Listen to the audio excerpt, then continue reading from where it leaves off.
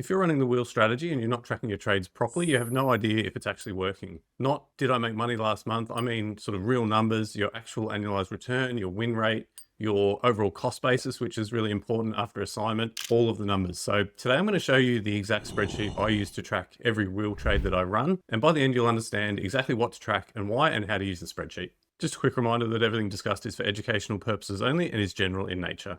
So a quick recap for anyone that's new to the channel. The wheel strategy is selling a cash secured put to generate some income. Then if you get assigned, you start selling covered calls on the shares until they get called away.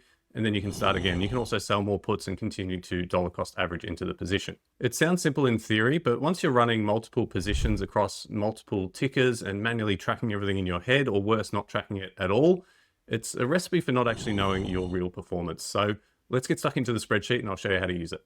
So here's an example that I've been running on EWA for a number of years. This is an Australian ETF. I actually closed this out recently. You can see here, everything's done and dusted. The stock went up about 17% in the time period, and the trade was up about 40%, a total of nearly 14,000 in P&L. Now, if you go to this status button here, you can clear the filter and you can see all the underlying trades. You can see it started out with a cash secured put, got assigned at 2309. Or I think I actually closed this out and manually forced assignment. You can see we've got dividends in here. We're tracking covered calls, cash secured puts, lots of option trades.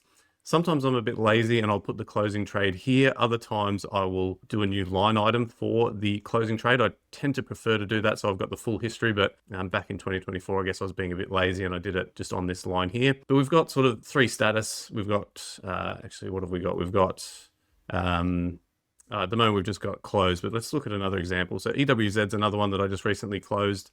The stock was down 1.3%. This trade was up 30%, about $7,000. So we've got assigned, closed, expired, and open would be the other one as well. So let's find one that's open.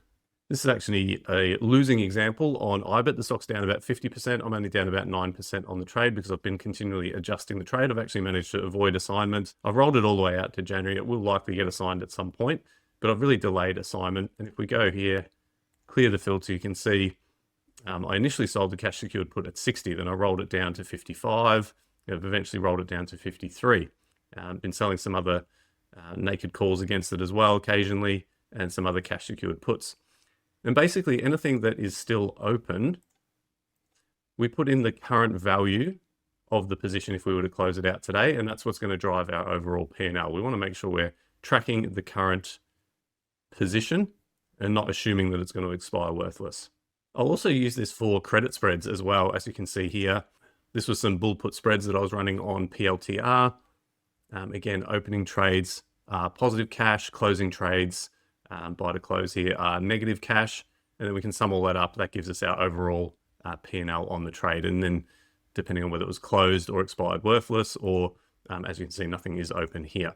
I usually differentiate credit spreads with a green tab, and then any trades that are closed out, I have them as yellow so that I know which ones are closed out, which ones are currently open. So here we can see IYR, expired worthless. I haven't started a new position in that underlying.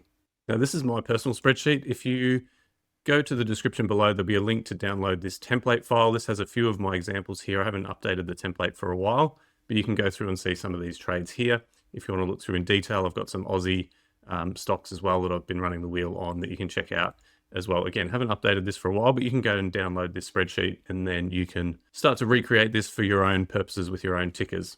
Now you can just repurpose one of these tabs, or if you want to start a new one, you can go over to this blank tab. What I would do is I would just right click, move or copy, create a copy. I'll put it in here before the Aussie ones. And we're going to say this is Robinhood, for example. Next thing I'll do is go and change the ticker up here. And I just make sure it selects the right one. And I'll put the starting date here. Let's say this was 6:30. Robinhood was trading about 100. In fact, actually what we can do is I'll just copy this formula here. See that there? That'll come over. And then this will bring in the price every day of Robinhood. So I can update that. That was our starting price. And then we can put our trade details in here. So this would be a sell. And you see, once you start typing in, you can just select, put our ticker, expiration date 8/21. That should be that. Quantity 1, let's say we sold that for $3, commission of maybe $2. That would be a credit. And the cash impact would be quantity times 100 times the price plus any commission. So you can see we sold that for $300. We've got a commission of $2. So our net cash impact is $298. We're going to say that's open. And the current value is, let's say, about $298. We've just started it today. Then the capital required, we can just fix this up here. And we can say the capital required would be that, two equal signs there, that times 100 minus the cash that we received. So that's our capital required figure there, 95 minus the premium. And there we go. And then if we were to say close this out sometime in July, let's say later in the month, I would do buy to close, cash secured put. All these details are the same, so I can just copy that down. Let's say we bought it back for 50% of what we sold it for. That would be a debit trade, and I can copy this formula, but I'm going to have to change it slightly. It's going to have to be minus 100 because it's a buy to close trade. Then this would be closed. There'd be no current value.